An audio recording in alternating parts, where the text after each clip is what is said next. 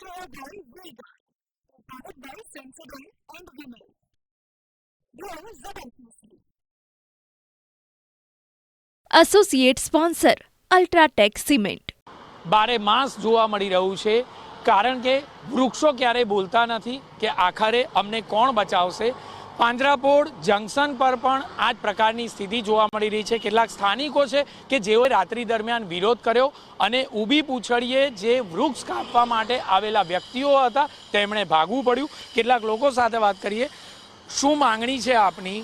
કયા પ્રકારે જે વૃક્ષોનું નિકંદન નીકળી રહ્યું છે, કયા પ્રકારના દ્રશ્યો જોયા?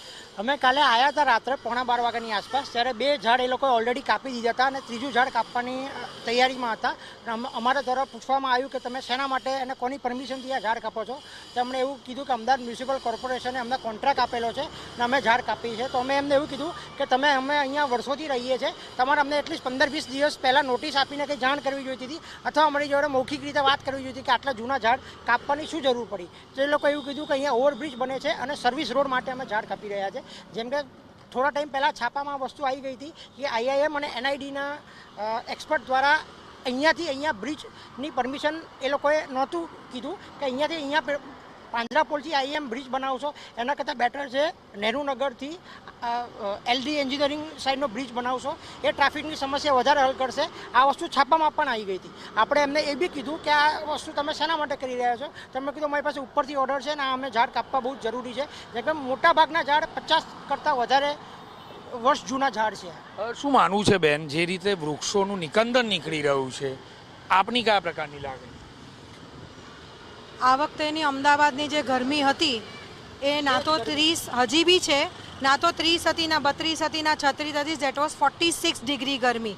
અને આ 46 ગરમીમાં આ જે ઝાડ છે એ જ આપણી રક્ષા કરે છે, એ જ આપણને. અને આ બીજું કંઈ નહીં, દે આર આ લીમડાના ઝાડ છે જે એક ફ્રેશ એર માટે બહુ જ સારા ઝાડ કહેવામાં આવે છે.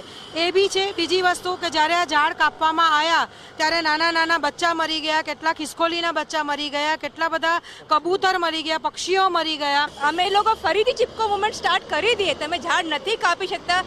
2 વસ્તુ બહુ ખોટી હતી. એક તો તમે નોટિસ નથી આપ્યું કોઈને, અને પછી લેટ નાઇટ કેવી રીતે આવ્યા તમે? નાઇટ મેં તો પરમિશન નથી, સુપ્રીમ કોર્ટ કોઈ કોર્ટની ઓર્ડર જ નથી, કેમકે નાઇટ મેં તો બધા એનિમલ્સ ઘરમાં હોય, ખિસકોલીઓ ઘરમાં હોય, બર્ડ્સ ઘરમાં હોય. તમે ઝાડ કાપો તો બધા પડીને મરી ના જાય? એ કેટલી મરી પણ ગઈ.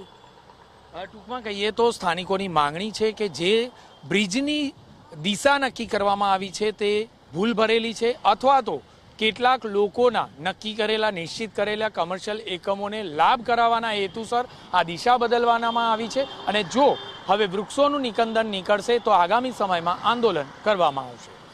કેમેરામેન અરવિંદ સોલંકી સાથે Jignesh Patel, TV9 Ahmedabad. Brought to you by Vega, powered by Sensodyne and Vinyl. Grow ZLPC. Associate sponsor UltraTech cement.